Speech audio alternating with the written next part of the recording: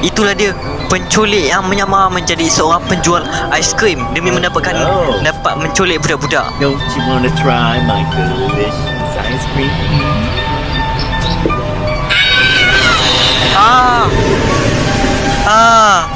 Takutnya pasal budak tu membeku.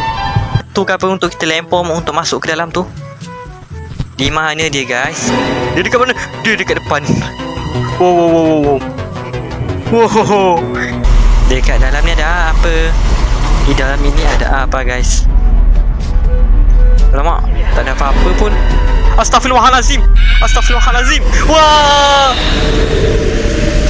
Apa dekat dalam ni? Mantau ada barang-barang yang berguna juga lain. Okey, kita pasang kat sini. Astaghfirullahalazim. Okey. Sekarang ni kita naik kereta je lah untuk ke sana. Kita naik kereta. Lama. Smart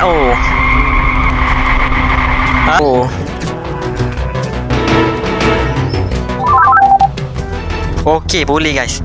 Boleh buka dah. Alhamdulillah. Kita turun ke bawah. Okey, kita turun ke bawah. Tak ada apa ke kat sini? Oh, kita dapat kunci, guys. Okay, Basus, sekarang kita pergi ke rumah, guys. Rumah ni bukan tempat asal kita tadi. Tempat yang kita nampak ada budak kena colik tu dengan abang pencolik yang menyamar menjadi seorang penjual aiskrim ni.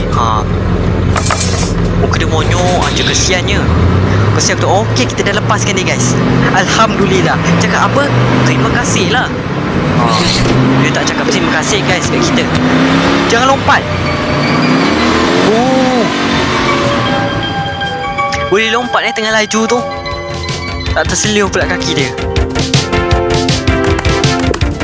Dan inilah dia ending dari game Ice Cream 1. Apa tu? Dia bagi kita mesin blender. Dia nak suruh kita masakkan dia kot. Ataupun nak suruh buatkan dia ice blended.